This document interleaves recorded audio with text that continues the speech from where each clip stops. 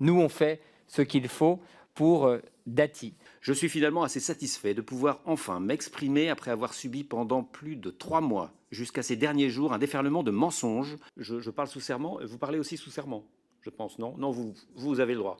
Il n'y a que moi qui n'ai pas le droit de mentir, ok. Alors... Cette audition démarre très mal. Vous m'accusez quasiment de mensonge. Nous, on fait ce qu'il faut pour Dati. Ce propos de bistrot qui aurait pu être anodin ou banal a été révélé au grand public et a légitimement suscité l'émoi. Dès que je suis éditorialiste au journal Libération, je n'exerce plus aucune fonction à France Inter. Au moment où nous nous parlons, des dizaines de députés, des attachés parlementaires, peut-être même parmi les vôtres, discutent avec des journalistes autour d'un café. Ils sont au Bourbon, à côté de l'Assemblée, au Concorde, un peu plus loin, ailleurs, en circonscription, parce qu'il est normal que les élus rencontrent de manière informelle des journalistes nationaux ou régionaux, des professionnels de l'information. Je suis finalement assez satisfait de pouvoir enfin m'exprimer après avoir subi pendant plus de 3 mois, jusqu'à ces derniers jours, un déferlement de mensonges, et après avoir dû entendre sur les antennes du groupe Bolloré et lors des dernières séances de cette commission jusqu'à tout à l'heure, tant d'interprétations fallacieuses de ce café pris par Patrick Cohen et moi, avec 2 responsables socialistes à leur demande. Je voudrais souligner que l'émotion suscitée par la diffusion de ces extraits est d'abord et surtout due au temps que leur ont consacré CNews et Europe 1. Songez que sur CNews, entre le 5 et le 12 septembre, mon nom et celui de Patrick Cohen ont été plus cités que celui de Sébastien Lecornu, qui avait pourtant été nommé Premier ministre à ce moment-là. Il s'agit de méthodes qui s'apparentent à des barbouzeries. J'en veux pour preuve la manipulation dont Laurence Bloch et moi-même avons été victimes mardi dernier. J'ai pris un café avec mon ancienne patronne, avec qui j'ai travaillé pendant 15 ans. Je ressentais le besoin d'aller la voir et de lui parler de cette commission pour préparer avec elle cette commission. C'était un rendez-vous privé entre 2 amis. Notre discussion a été enregistrée à notre insu. Il s'agit d'une captation illégale suivie d'une utilisation et d'une divulgation de contenu déformé de cette captation. Cela caractérise aussi, selon moi, la diffusion de fake news qui porte atteinte à l'ordre public. C'est pourquoi c'est pour moi un acte d'espionnage et d'intimidation. Europe 1 a tiré de ces enregistrements des interprétations mensongères. Voilà le signe d'une dérive très préoccupante. Ne serait-il pas utile, Monsieur le Président, d'auditionner les responsables de cette barbouzerie, l'intimidation des journalistes et de leur famille, de la mienne? J'y viendrai si vous me posez des questions. Et même d'ailleurs, si vous ne me posez pas des questions, je trouverai le moyen d'y revenir. Nous sommes entrés en France, me semble-t-il, dans l'ère du Trumpisme. Monsieur le rapporteur, le commentaire que vous faisiez hier devant Sybille Veil, des informations entre guillemets d'Europe 1 étaient tirées et déformées d'enregistrements frauduleux. Le saviez-vous? Je suis maintenant à votre disposition, mesdames et messieurs les députés. Après que Mme Dati a sauté à la gorge de Patrick Cohen dans un accès de provocation qui me font penser à ce qui se passe en Italie, aux États-Unis, avec le Trumpisme et ce qui se passe dans la presse des pays libéraux qui sont soumis à ce genre de montée de l'extrémisme, Madame Dati avait donc sauté à la gorge de Patrick Cohen. Il vous l'a expliqué. Et donc, moi, j'avais fait un papier pour expliquer qu'au moins dans la forme, si ce n'est dans le fond, parce qu'on ne connaît pas très bien idéologiquement ce que représente Madame Dati, voilà. C'était du Trumpisme. Je finis juste sur cette question, parce que c'est quand même le cœur du truc. C'est quand même cette question-là a fait que vous êtes tous réunis ici, qu'avec l'argent du contribuable, puisque souvent vous aimez citer l'argent du contribuable, on est tous réunis ici pour parler de mon café avec Patrick Cohen, 5,50 € comme il vous l'a dit. Des personnages politiques comme Rachida Dati, avant de parler politique et idées, il faut d'abord enlever le papier peint de la provocation, il faut faire du fact-checking sur les mensonges. C'est ce que j'ai fait. Et voilà, je voulais vous éclairer là-dessus. Et ça, c'est ça, s'occuper de Rachida Dati. Monsieur Legrand, il y a un constat d'huissier qui a été fait, d'ailleurs que M. Cohen ne nie pas, puisque visiblement dans l'audition précédente, M. Cohen explique qu'il a eu connaissance de ce constat d'huissier. Je vais citer le constat d'huissier. Il dit « Je constate que les sous-titres précités sont conformes au rush qu'il m'a été donné de voir et entendre à ce jour.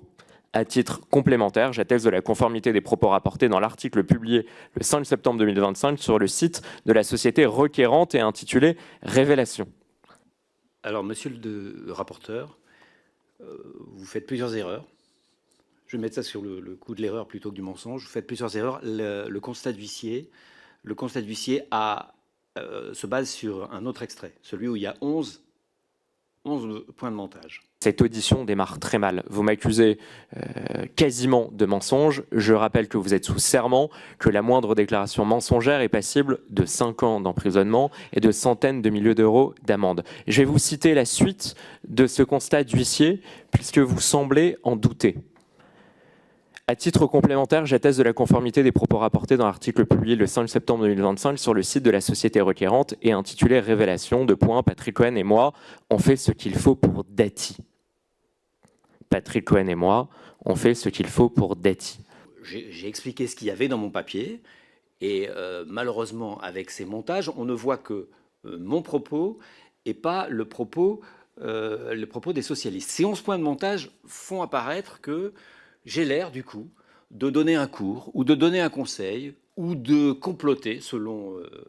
Et ça a permis à 2 parlementaires du Rassemblement national et à vous-même, monsieur le rapporteur, hier, de dire que puisque je donnais un cours ou puisque je donnais des conseils au Parti socialiste, eh bien, vous alliez saisir le procureur de la République pour financement de parti illégal puisque j'étais payé par Radio France alors que je donnais des conseils gratuits au Parti socialiste. Et donc, c'était un détournement de fonds.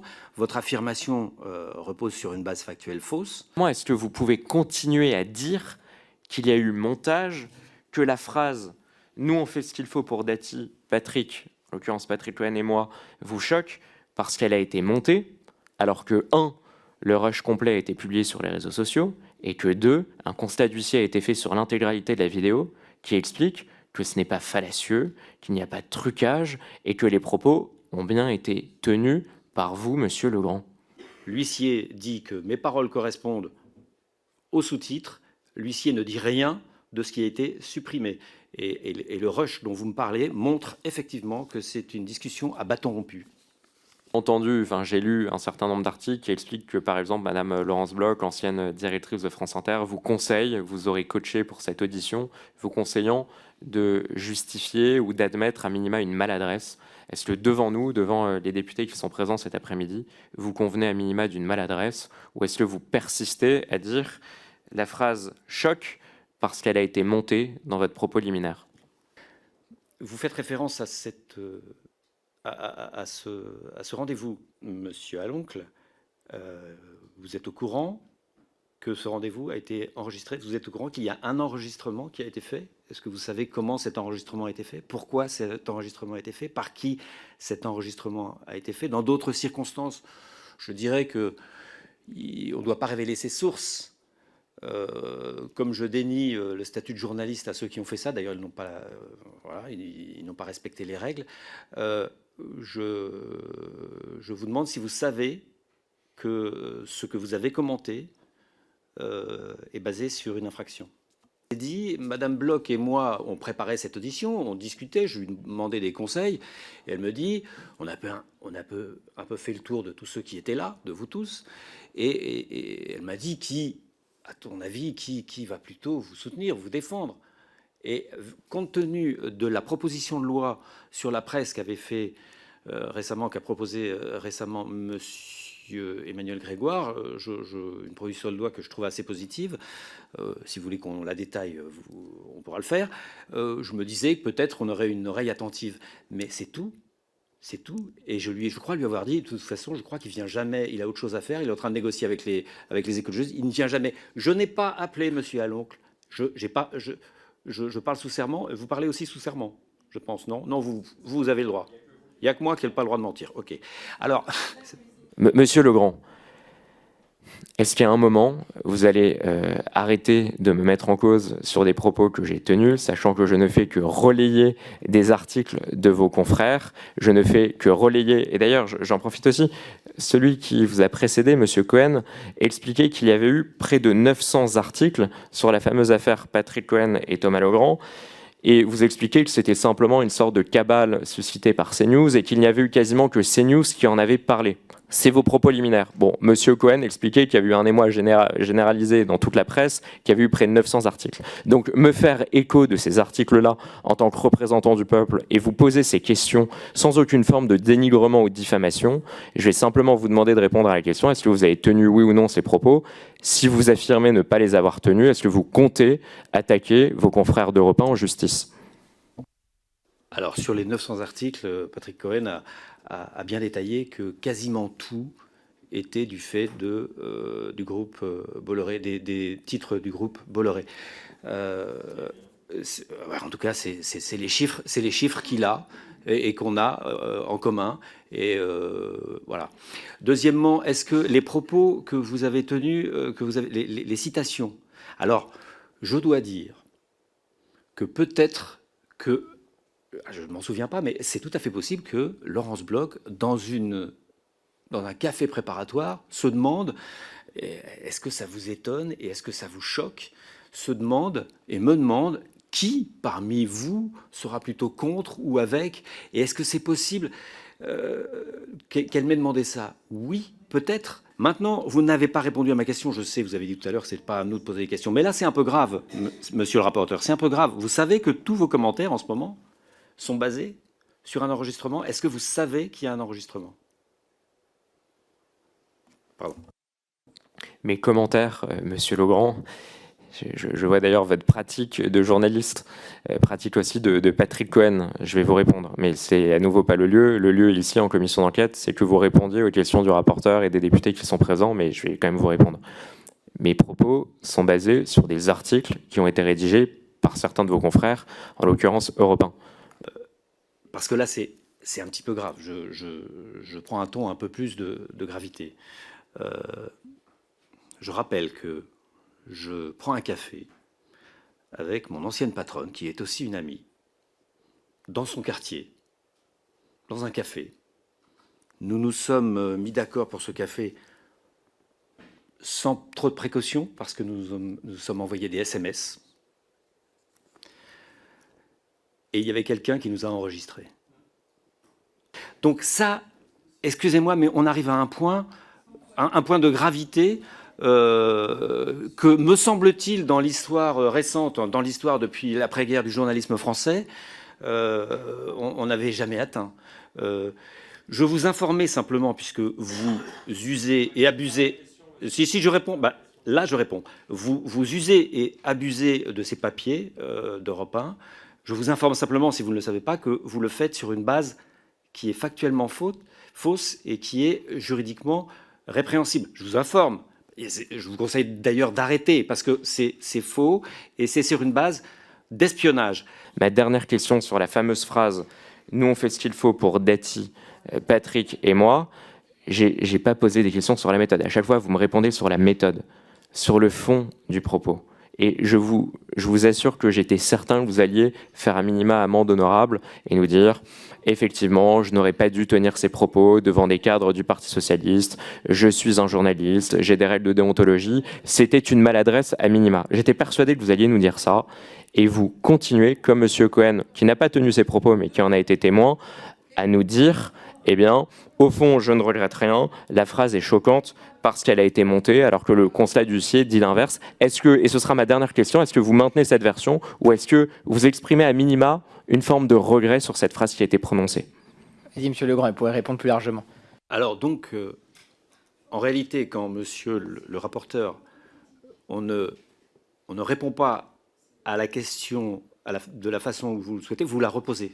Vous voulez une autocritique? Vous voulez que je fasse une autocritique à la soviétique? Oh, mais enfin, c'est quand même assez hallucinant. Alors, non, je ne regrette pas d'avoir prononcé ces propos.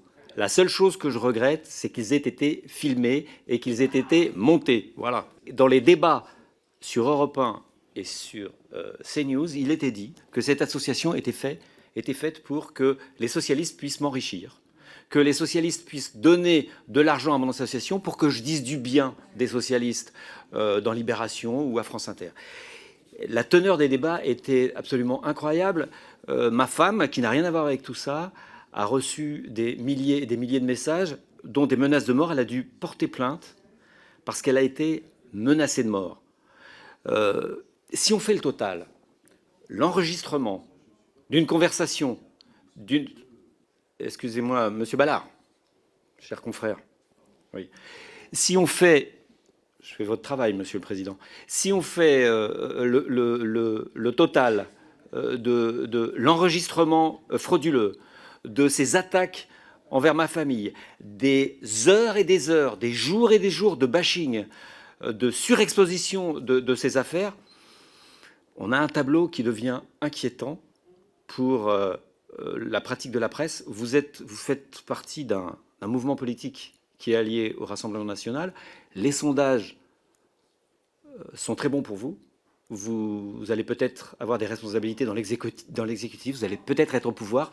Et je veux simplement qu'on comprenne à la teneur de vos questions, aux références que vous faites, c'est-à-dire vous commentez des enregistrements illégaux, etc. C'est un peu inquiétant pour la suite. Et c'est des accusations très graves. Non, Monsieur Legrand, ce n'est pas vous qui faites les questions, encore une fois. Vous jetez le discrédit sur cette commission d'enquête à chaque réponse que vous faites. Je vais maintenant vous demander qu'on avance et de répondre précisément aux questions que je vous pose. Donc on va fermer cette parenthèse sur cette phrase que vous avez prononcée. Monsieur le rapporteur, j'essaie de...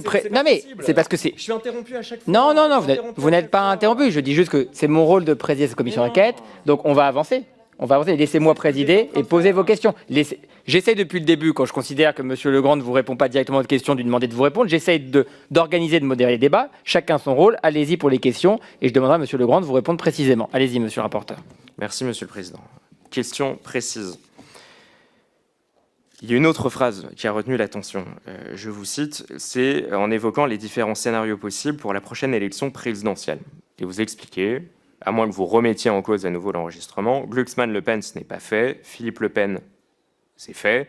Voilà, parce que Philippe Le Pen, moi, je deviens fou. Monsieur Legrand, question simple. Pourquoi est-ce que vous devenez fou dans un scénario Édouard Philippe, Marine Le Pen? Donc c'est Édouard Philippe, président du parti Horizon. Édouard Philippe, oui. Moi, je deviens fou. Alors, oui, c'est intéressant. Je suis éditorialiste à Libération. S'il y a un deuxième tour entre Édouard Philippe et Marine Le Pen, je ne deviens pas fou. Je sais exactement ce que je fais. Je ne sais pas dans quel contexte j'ai dit ça, mais j'assume. Enfin, c'est pas un scoop ici. Savoir que je suis plutôt à gauche. Hein? Dans son billet d'humeur du 12 septembre 2025, François Morel, que vous connaissez, a qualifié les journalistes sur France Inter de l'incorrect, je cite, de fils de pute et d'enculé, expliquant que ces insultes lui étaient venues naturellement pour commenter la publication de la vidéo vous concernant, ainsi que M. Cohen. Quand j'ai posé la question à Mme Vendrette, je vous avoue que sa réponse m'a personnellement choqué, puisque Mme Vendrette, directrice de France Inter, a au fond loué l'art et la maîtrise des mots de M.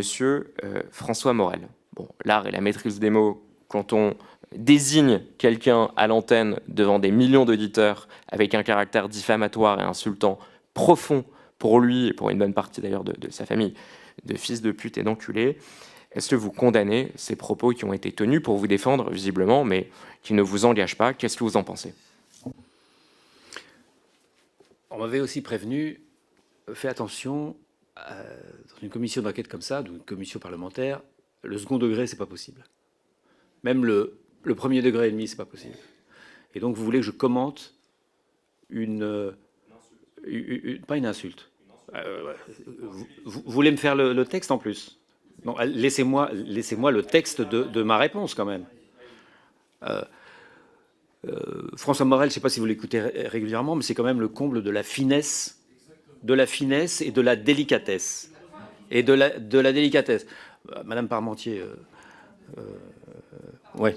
Non. Vous avez fait une déclaration qui, elle aussi, m'a choqué. Mais bon, vous allez, je pense, à nouveau, peut-être... non, mais vous allez peut-être l'assumer, et c'est parfaitement votre droit. Une déclaration sur les réseaux X, Bolloré égale Pétain. Est-ce que vous pouvez me lire la phrase en entier? Je ne suis pas arrivé comme ça en disant Bolloré égale Pétain. Je pense que j'ai... Ah ouais, je suis arrivé... Le tweet exact est effectivement Bolloré égale, signe égal, Pétain. Voilà, c'est vos propos. Alors, je vais vous répondre juste, je pense me souvenir que c'était à propos d'une déclaration ou d'un tweet où M. De Villiers avait des propos qui, vis-à-vis de la République, voilà, vis-à-vis de la République et de, je ne sais pas si c'est ça, mais en tout cas, vis-à-vis de la République et de l'universalisme. Ah voilà, c'est ça. Voilà, la franc-maçonnerie à l'œuvre pour faire adopter l'euthanasie. Voilà, l'euthanasie. C'est-à-dire que le JDD disait que la franc-maçonnerie était pour l'euthanasie, était à l'œuvre, etc. Et puis ce numéro du JDD, je crois, parlait de l'euthanasie pour évoquer les débats sur la fin de vie. Et il parlait aussi de l'avortement. Bon, j'y ai vu un parallèle avec des propos pétainistes et j'ai fait ce tweet peut-être. Alors, je l'assume, visiblement, on n'est pas choqué par tout à fait les mêmes choses, monsieur Aloncle, donc on pourrait faire la liste de toutes les choses qui ne nous choquent pas de la même façon, ça peut durer longtemps. Monsieur Aloncle, allez-y. Oui, monsieur Legrand, vous doutez systématiquement de mes propos, alors je suis allé les vérifier sur votre compte Twitter. Ce n'est pas un retweet, c'est un tweet que vous avez fait. Bolloré égale Pétain. Alors, c'est pas juste ça, je peux le montrer. Voilà. Non, c'est pas juste ça. Hein. Voilà, il y a la une. Bolloré égale Pétain. C'est pas un retweet, hein, c'est votre tweet oui. avec effectivement la une du JDD. Faut le dire. Et c'était le 16 avril 2025. Oui, mais ce n'est en rien excusable. Vous pouvez mettre la photo que vous voulez accompagnée d'un acte de diffamation. Bolloré égale Pétain. Donc non, mais Monsieur le Président, on mettait en doute ma question. Vous sembliez dire que vous n'aviez pas fait ce tweet. Je vous apporte la preuve que vous l'avez fait. Monsieur Legrand, arrêtez de douter systématiquement de toutes les questions que je vous pose. Maintenant que vous savez que vous avez la preuve que vous avez fait ce tweet, est-ce que vous le regrettez? Monsieur le rapporteur, le rapporteur, c'est pas là. C'est pas du tout. C'est pas du tout ce que. Non. C'est pas du tout ce que Monsieur Legrand a dit. Vous n'avez évoqué que la citation Bolloré égale Pétain. Monsieur Legrand vous a dit, ça m'étonnerait d'avoir tweeté simplement une phrase Bolloré égale Pétain. Vous venez d'apporter. Non. Bon, Madame Abidalé, il y a un président ici, on peut le respecter 2 minutes. Merci. C'est le cas, j'ai le tweet. Vous venez d'apporter un complément. Incroyable. Vous venez d'apporter, monsieur le rapporteur, un complément, c'est qu'il s'agit d'une une du JDD qui écrit, et vous venez, non, la première fois, vous ne l'avez pas dit, vous avez parlé que de la citation. Donc, monsieur Legrand vous a répondu, bon, et puis on va avancer, en vous disant, ça m'étonnerait d'avoir cité simplement une phrase, d'avoir écrit une phrase. Effectivement, vous venez d'indiquer qu'il y avait une photo, c'est la une du journal du dimanche, fin de vie, la franc-maçonnerie à l'œuvre pour faire adopter de l'euthanasie. Ça ne veut pas dire que ce que vous avez dit, monsieur Legrand, va satisfaire le rapporteur ou qu'il juge que c'est des propos convenables ou acceptables. Mais en l'occurrence, ne faites pas dire à monsieur Legrand ce qu'il n'a pas dit. Il a simplement... Voilà. Allez-y, monsieur Legrand, et ensuite, monsieur le rapporteur, pour une dernière question. Ensuite, je vais parler au groupe politique. Je finis sur ce... Donc, je ne vais pas répéter ce que vous avez dit, vous avez tout à fait raison. Je n'aurais pas fait un tweet comme ça, à blanc. Ça faisait référence à une qui me faisait penser à Pétain, bon, ou au pétainisme. Est-ce que le but de cette commission, je ne remets pas du tout en cause la commission, mais je me demande si, moi qui suis journaliste à Libération, qui ne suis pas journaliste à France Inter, quand je tweete quelque chose, est-ce qu'on va se demander comme ça éternellement si je regrette ou si je regrette pas? Et c'est pour ça que je reviens au procès d'autocritique. Est-ce que je dois faire des autocritiques? Alors non, je ne regrette pas. Voilà, je ne regrette pas. Je crois qu'il était pertinent. Alors vous allez me dire que ça vous choque et que vous êtes étonné. Est-ce que vraiment je ne regrette pas? Je fais déjà les étapes pour qu'on avance un peu. Non, je ne regrette pas. On peut s'arrêter là, sans commentaire, s'il vous plaît. Je continue à aller dans les cafés. Et puis voilà, je ferai un peu plus attention. Et j'espère qu'on va pouvoir continuer à aller dans les cafés, à pouvoir parler politique, prendre un café avec M. Aloncle et sûrement s'écharper gentiment. Et continuer à faire de la politique, c'est quand même ce qu'on aime tous. Et si on devait être espionné pour ça, ça m'inquiéterait. Le journalisme est un métier de liberté. Il y a des règles de fabrication de l'information. J'en ai parlé tout à l'heure. Normalement, un journaliste ne se déguise pas et ne vole pas du matériel pour faire des informations. Mais, vous connaissez peut-être tous Günter Wallraff, qui est un des grands journalistes allemands qui s'est déguisé en turc pour pouvoir démontrer que des entreprises allemandes employaient de façon illégale et même une sorte de traite d'esclavage de travailleurs allemands. Qui pourrait dire que Günter Wallraff est moins journaliste que, je sais pas, Laurence Ferrari, par exemple? On ne vole pas des documents. Mais quand des documents nous sont refusés et qu'on pense que ces documents sont d'intérêt général et qu'ils peuvent même montrer des délits dont la justice pourrait se saisir, eh bien là, ça me paraît justifié. Il m'a été reproché sur CNews, pendant tout ce bashing, de me plaindre d'avoir été... qu'on ait diffusé ce café, le contenu de ce café, et d'avoir défendu pourtant dans un édito de Libération la publication par Mediapart des écoutes au moment de l'affaire Bettencourt. Tout simplement parce que la publication de ces écoutes ont fait évoluer la procédure judiciaire. Il y avait des délits qui étaient révélés, et puis tout simplement parce que la publication de ces écoutes ont été faites selon les canons du journalisme. Tous les éditorialistes, tous ceux qui font profession de commenter ce que vous faites, alors que vous êtes élu, que vous avez des budgets à gérer, que vous avez des responsabilités, que si vous... c'est très clair, mais on a nous considérons, en tout cas, que tant que vous n'appelez pas nos patrons pour vous plaindre, eh bien, nous vous devons des explications si c'est demandé normalement, et généralement c'est demandé normalement. Et ce que j'ai fait avec les socialistes là, je le fais avec tous les partis. Quand je dis tous les partis, c'est même le vôtre, monsieur. Vous aviez dit, Monsieur Legrand, Mais avec plaisir. Monsieur, bon, on ne va pas révéler tous les cafés des uns et des autres et les appels. Vous avez, Monsieur Legrand, indiqué, et c'est tout à fait intéressant, que vous commentiez et que les responsables politiques agissaient. Vous avez indiqué que vous étiez un passionné de la politique et que vous, effectivement, rencontrez les acteurs politiques que nous sommes, que vous commentiez nos actions. Et c'est une question, il n'y a aucune arrière-pensée. Est-ce qu'après des années de commentaires, de passion pour la vie politique, puisque vous êtes un expert, vous êtes devenu au fil des ans un expert, est-ce qu'il y a une tentation, puisqu'on voit qu'il y a d'anciens journalistes qui sont devenus députés, comment on gère peut-être cette tentation de devenir un acteur et de ne pas en rester aux commentaires? Et il n'y a aucune arrière-pensée dans ce que je vous dis. Il y a ici des journalistes qui ont décidé de franchir, j'allais dire, et qui ont décidé de s'engager et de devenir élus. Et ça m'intéressait de savoir, puisque vous l'avez dit, et vous avez fait cette différence entre les élus et les journalistes, mais comment on essaye de contraindre, si c'est le cas, parfois la volonté aussi peut-être de devenir un acteur politique? Oui, évidemment, quand on commente tout le temps et quand on pourrait avoir cette tentation. Moi, je l'ai pas. Je fais quelque chose, en revanche. À chaque fois que je critique quelqu'un, que je fais une analyse critique, je critique pas quelqu'un, je fais une analyse critique de quelqu'un, j'essaye de me mettre à sa place. C'est-à-dire, j'essaye de me mettre de voir toutes les contraintes. Je l'ai même fait, je peux vous dire, me concernant, quand le mot suspension a été prononcé. Je me suis dit, j'ai pris ça, c'était difficile parce que suspension, ça peut ressembler à une sanction. Madame Veil a dit que c'était la suspension de l'émission. Je me suis dit, avant de critiquer ça, mets-toi à la place de Madame Veil qui a une maison de 11 000 personnes à gérer, l'Assemblée nationale est en train de voter le budget. Voilà, je me mets dans cette configuration-là, que j'espère honnête, Madame Soudet. Merci, je veux vous remercier. Je voulais répondre parce que c'est important pour l'émission Enquête de politique.